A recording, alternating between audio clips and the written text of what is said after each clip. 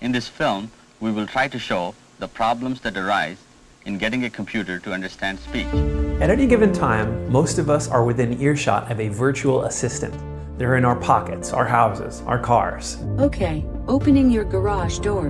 Whether you're using Siri to remind you of an appointment or asking Alexa to play a song for you, interacting with these non-human assistants has become normal. I like Alexa. She's a great assistant. Siri came to the iPhone in 2011, but the underlying technologies are actually older than you might think. The first machine capable of synthesizing speech was created by Bell Labs 80 years ago in 1939. Who saw you? She saw me. Whom did she see? She saw me. In 1952, Bell Labs invented a machine that could understand the spoken numbers 0 through 9. 2 years later, in 1954, IBM, in collaboration with linguists at Georgetown, were able to automatically translate 60 Russian sentences into English. In 1962, IBM created the shoebox, which could understand 16 spoken words. 6, 7.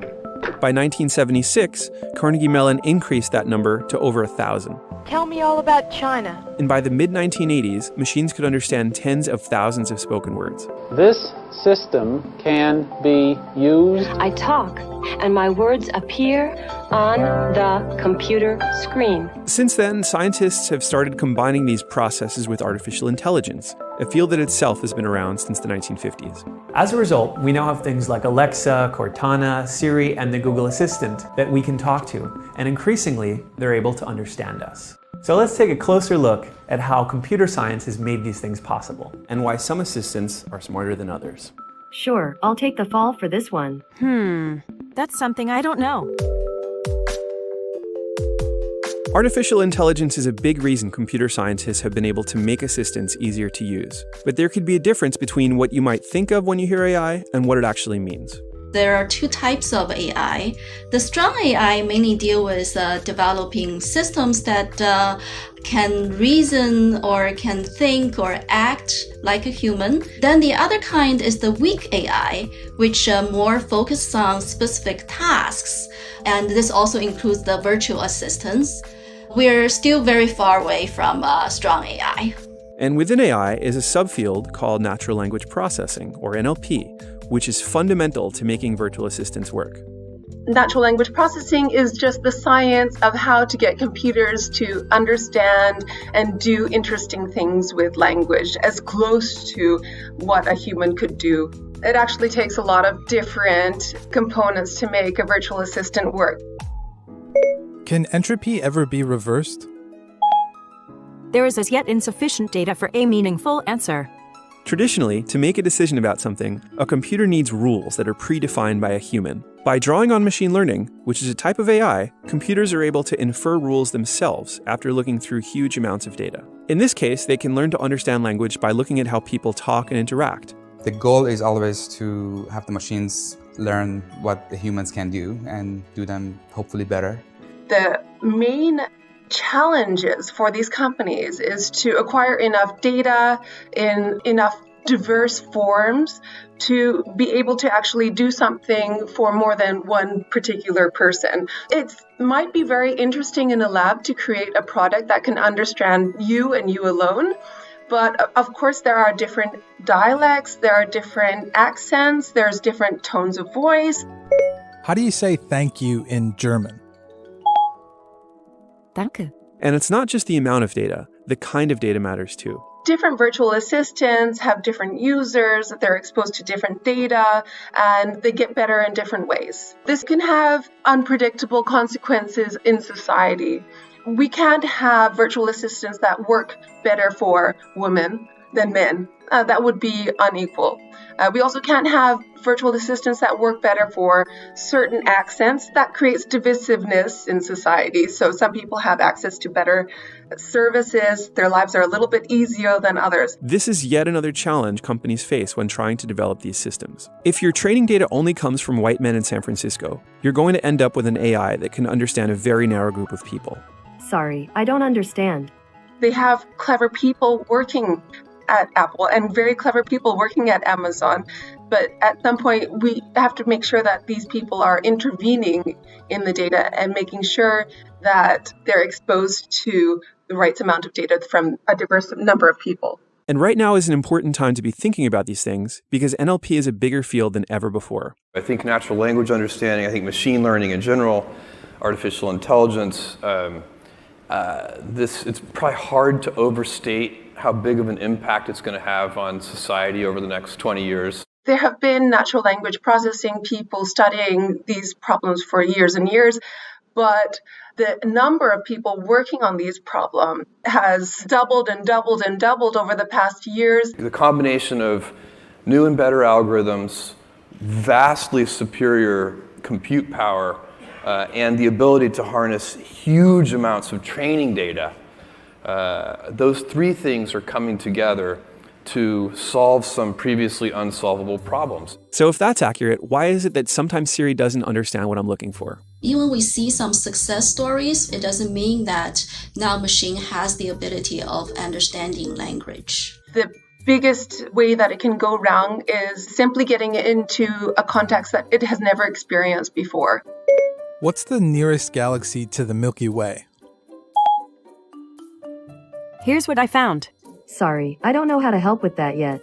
The deployed virtual assistants had really changed in many ways how we interact with information, but certainly still have some weak points, which still require a lot of research and development effort. It can also come down to things that have nothing to do with the science and everything to do with the reality of how different companies work. Looking at Apple is useful here because the public perception of Siri is that it just isn't as smart as its competitors. And that's something Apple has been fighting for years. That's a feature in the iPhone 4S we call Siri. One of the challenges of Siri is the negative image that they created by overpromising and under-delivering in the early days. The other challenge they have is they haven't really increased the knowledge base as quickly as you would expect. Amazon went from a handful of skills to hundreds and thousands and tens of thousands. Apple hasn't really built a developer ecosystem. Another possible reason Siri has lagged behind is that Apple has upheld strict privacy standards. While many virtual assistants collect as much of your data as possible to train their AI, Apple has been vocal about the importance of minimizing and anonymizing that kind of data collection. While it's been suggested that this results in a less useful assistant, Apple strongly disagrees. We reject the excuse that getting the most out of technology means trading away your right to privacy. And beyond that, Apple is a notoriously secretive company. What are people working on? What do they think are really important problems at Apple? We have no idea about that. Usually at Amazon, at Google, at other companies, Microsoft, we researchers, we all kind of work in the same field, and we go to the same conferences, we publish, we collaborate together. Apple is a complete, closed book. But it does seem like Apple has started to take these things more seriously. Last year it hired John Andrea, a renowned computer scientist, to be its senior vice president of machine learning and AI strategy. And earlier this year, it hired Ian Goodfellow, one of Google's top AI researchers, to be a director of machine learning. What is the significance of Ian Goodfellow arriving at Apple? Well, it definitely means that they want to position themselves as leaders in deep learning. And it might also signify that they may be soon loosening up on this closure to research and publications, and that they want people to know that if people are interested in doing deep learning, that they would be a very interesting place to work as well now. And one study done at the end of 2018 showed Siri not yet in the lead, but gaining on its competitors. Plus, just this week at Apple's Worldwide Developer Conference, the company announced updates to Siri Shortcuts, which allows developers greater Siri integration, as well as an update to Siri that makes its voice sound more natural. Using cutting-edge machine learning called neural text-to-speech. A state at which the enthalpy and entropy of a cooled ideal gas reach their minimum value, taken as 0. Way better. But there are still things that Apple could do if it wants to make Siri more impressive. The first version of Siri did 12 things, but to be really useful, you need to do everything. That's about coverage and adding more content and having an architecture that allows you to add content and increase the understanding faster than linearly. in order to get the data, in order to build confidence as well, I think companies really have to prove themselves privacy-wise so that people are actually using these devices and providing the data that these companies need in order to make a better quality machine. I think one of the most promising things that Apple can do is to create a very successful developer community around Siri. I don't think anybody has done that successfully in the area of voice AI. Nobody has made a lot of money, nobody has added a lot of users, but Apple did that with the App Store. So I think Apple has done it before, they can do it again, and that can make Apple the first company to create success around voice AI with the developer community. And the underlying technologies making virtual assistants possible can be used for other things too. Virtual assistants use a lot of subtasks of just general NLP. So, things like if we make great progress in speech to text, suddenly we have programs that can increase accessibility for people that have hearing impairments. So these are a lot of products that can just make people's lives a lot better. One achievement in virtual assistants, it means also achievements in those areas, and that's quite fundamental. So what's next? What will virtual assistants be like in the future? For a good long time, we'll be dealing with robots, which compared to human complexity are simple indeed. Nevertheless, there will come a time when they will be able to learn, and they will end up doing more than we have originally programmed them for. There won't be one assistant everywhere. You won't have Siri everywhere or Google everywhere or Alexa everywhere. Imagine there are 1 billion robots on the planet. Do you think they will all be called Alexa or Google? Obviously not, right? They will all have their own name, their own personality, and their own expertise. In 5-10 years, maybe we won't have reached it yet, but we'll understand what are the frontiers, because there's a lot of things that we are not looking into. What are the brain processes behind what people are saying? We can work very well under conditions of uncertainty. And this is something that computers are not good at. I think that in the next phases of research and development that we'll be looking more into cognition and its relationship with that. I think the next big thing is going to go beyond virtual assistants and go to physical assistants, like robots. And what becomes really ideal is for you to be able to teach the robots about your house as if you're teaching a person, a human assistant.